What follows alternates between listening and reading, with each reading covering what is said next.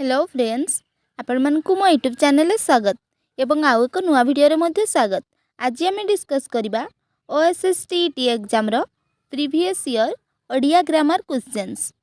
आपण माने जदि चैनल प्रथम थर पई देखुचंती चैनल को सब्सक्राइब कर रखंतु एमिते नुआ नुआ वीडियो पाइबा पई। शुद्ध शब्दटी बाछ परिष्कार सुषमा पौरोहित्य अमीय एठारे आंसर हबो सुषमा। सुषमा एठारे शुद्ध रही।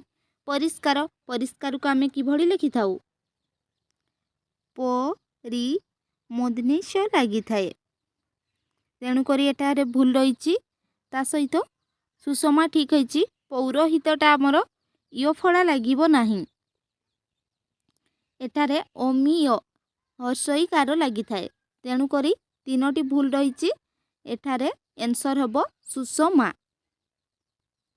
श्वेतांग चढ़ई गुहा समुद्गत निरभेदी किबा उठे ऐरावत एठारे केउ अलंकार प्रयुक्त जमक उपमा रूपक उत्प्रेक्षा यार आंसर हबो ऑप्शन डी उत्प्रेक्षा एठारे उत्प्रेक्षा अलंकार प्रयुक्त। कुहुडी पहरिबा रूढ़ीटीर अर्थ कौन कातर हेबा कष्टसाध्य असंभव संभव हेबा वृथा परिश्रम यार आंसर हबो ऑप्शन डी कुहुडी पहरिबा रूढ़ीटीर अर्थ वृथा परिश्रम। उपवन यह केउ समासर अंतर्गत द्वंद्व बहुव्रीहि तत्पुरुष अव्यय भाव उपवन उपवन होउची अव्यय भाव समासर अंतर्गत।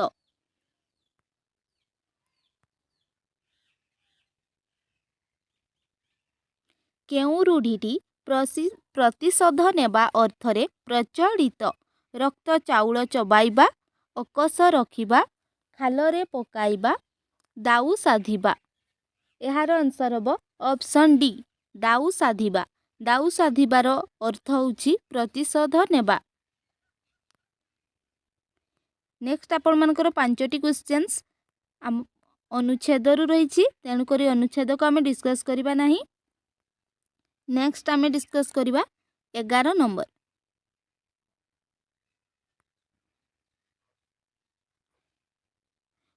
कलुष पंके मुहि केते मलिन केमंते सरितर हेबी नलिन उद्रंशटीरे केउ अलंकार प्रयुक्त श्लेष रूपक उपमा उत्प्रेक्षा यार आंसर हबो ऑप्शन बी रूपक अलंकार प्रयुक्त। अतिथि खाइले रेखांकित पदटी केउ प्रकार क्रियापद खाइले मिश्र अमिश्र अकर्मक असमापिका यार आंसर हबो ऑप्शन बी बा अमिश्र अमिश्र क्रियापद। महाबात्यारे ओडिशार बहु धन जीवन नष्ट हैला यह कि प्रकार वाक्य सरल वाक्य यौगिक वाक्य जटिल वाक्य मिश्र वाक्य यार आंसर हबो सरल वाक्य एठारे केवल गोटे मात्र समापिका क्रिया रही तेणुक यह सरल वाक्य हेब। सरल वाक्य केवल गोटे मात्र समापिका क्रिया थाए।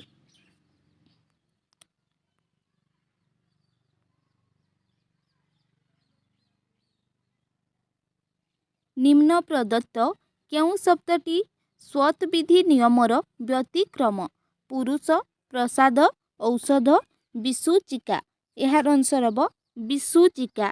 विसूचिका शब्दटी रे स्वत विधि नियमर व्यतिक्रम रही।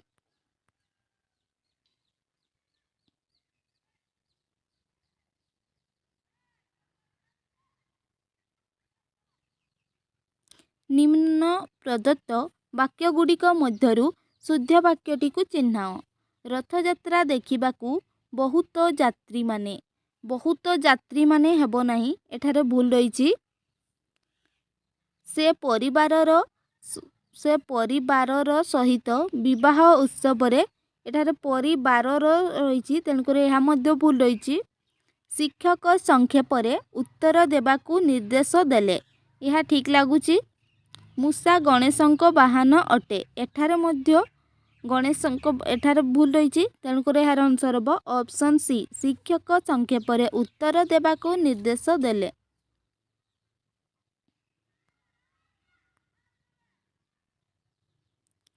शिष्य शिष्य शब्दटी केउ प्रत्यय जगरे गठित ओ इ य बा य यार आंसर हम शिष युक्त य शिष्य यार आंसर हम ऑप्शन डी।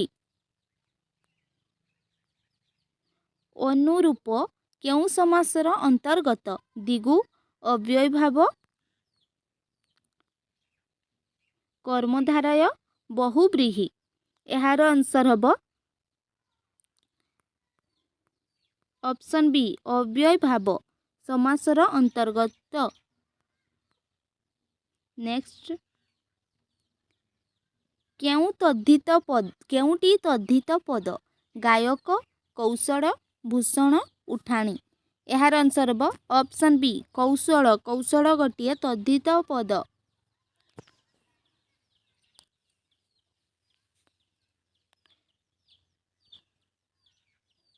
तद्धित पद क्या कह जाए शब्दयुक्त प्रत्यय सी शब्दयुक्त प्रत्यय थिले आमे ताहाकू तद्धित पद कहबा।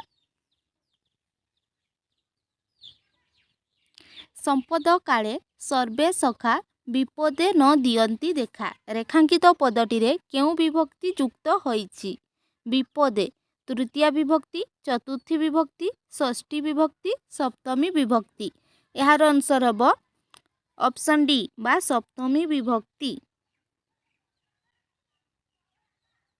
आहे दयामय विश्व विहारी रेखांकित पदटी केउ प्रकार अव्यय प्रश्नसूचक हेतुबाधक संबोधन सूचक भाववाचक यार आंसर हम संबोधन सूचक। कहिबा लोकत महत नुहई महत सहिबा जन सहिष्णुताहीन बालक बालिका हुअन्ति क्रोधे अज्ञान यह केउ छंदरे रचित नटवाणी बंगलाश्री चक्षी चक्रकेली यार आंसर हम बंगलाश्री छंदरे रचित।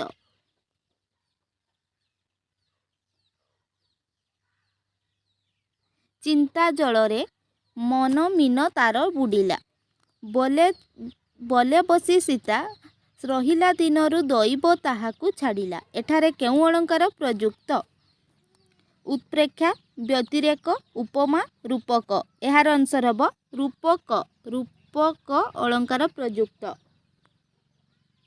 जिज्ञासा एहाकू बहुपदरे प्रकाश कले कौन हेबो जानिबार इच्छार आंसर होउछि जानिबार इच्छा जय करिबार इच्छा यार आंसर हम जय करिबार इच्छा को जिज्ञासा कुहा जाए।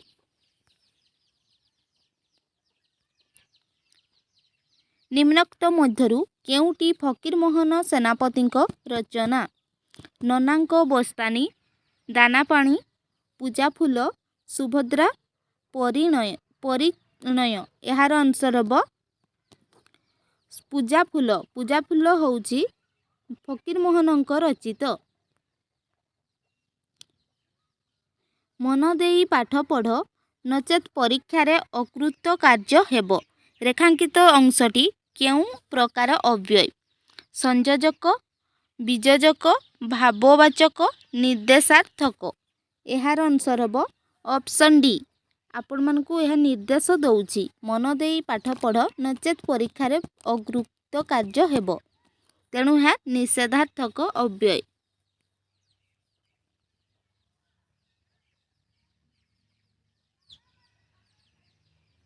पृथ्वी युक्त अ पार्थिव एठारे केउ अर्थरे अप्रत्यय होइछि जात अर्थरे बाबार्थरे संबोधार्थरे संयोजक अर्थरे यार आंसर हम संबंधार्थरे।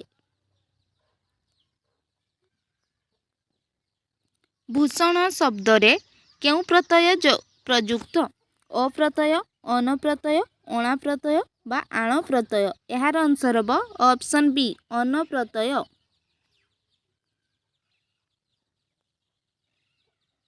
ସୁରେଶ ଶ୍ରେଣୀରେ ବସିଲା ମାତ୍ର ପଢ଼ି ପାରିଲା ନାହିଁ। ଏହା କେଉଁ ପ୍ରକାର ବାକ୍ୟ?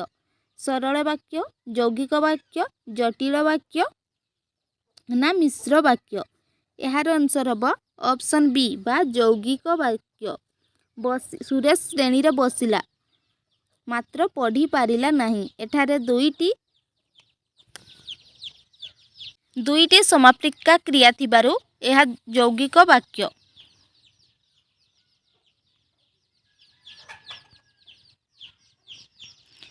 ନିମ୍ନୋକ୍ତ ମଧ୍ୟରୁ କେଉଁଟି ଶୁଦ୍ଧ ଶବ୍ଦ? ଦୁର୍ବୃତ୍ତ, ନିବିଳତ, ଦୂରୀଭୂତ, ଅକ୍ଷୁଣ୍ଣ। ଏହାର ଆନ୍ସର ହେବ ଅପସନ୍ ଏ ଦୁର୍ବୃତ୍ତ ଅଶୁଦ୍ଧ ଶବ୍ଦ।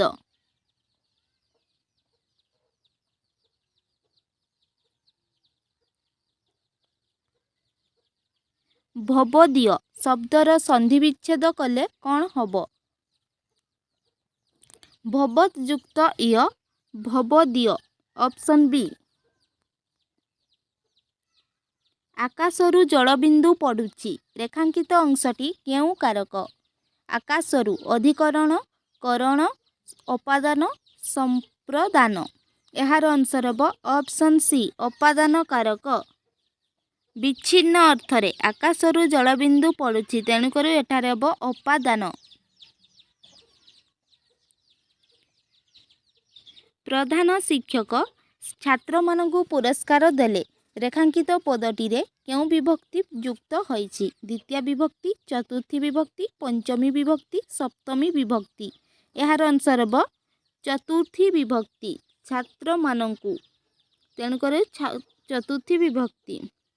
ନେକ୍ସଟ ଗୋଟେ ରହିଛି ଅନୁଚ୍ଛେଦରୁ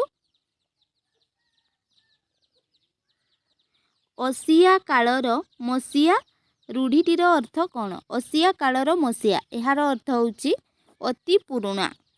ଅସିଆ କାଳର ମସିଆ। ବିଦ୍ୟାଧନ, ଏହା କେଉଁ ସମାସର ଅନ୍ତର୍ଗତ? ତତ୍ପୁରୁଷ, ଦ୍ୱିଗୁ, କର୍ମଧାରୟ, ବହୁବ୍ରୀହି। ଏହାର ଆନ୍ସର ହେବ ଅପସନ୍ ସି କର୍ମଧାରୟ ସମାସର ଅନ୍ତର୍ଗତ। ଆଶା କରୁଛି ଭିଡ଼ିଓଟି ଆପଣମାନଙ୍କୁ ଭଲ ଲାଗିଥିବ। ଭଲ ଲାଗିଥାଏ ଯଦି ନିହାତି ଲାଇକ୍ କରିବେ ଏବଂ ଚ୍ୟାନେଲରେ ପ୍ରଥମ ଥର ପାଇଁ ଦେଖୁଥିଲେ ସବସ୍କ୍ରାଇବ୍ କରି ରଖିବେ ଏମିତି ନୂଆ ନୂଆ ଭିଡ଼ିଓ ପାଇବା ପାଇଁ। Thank you.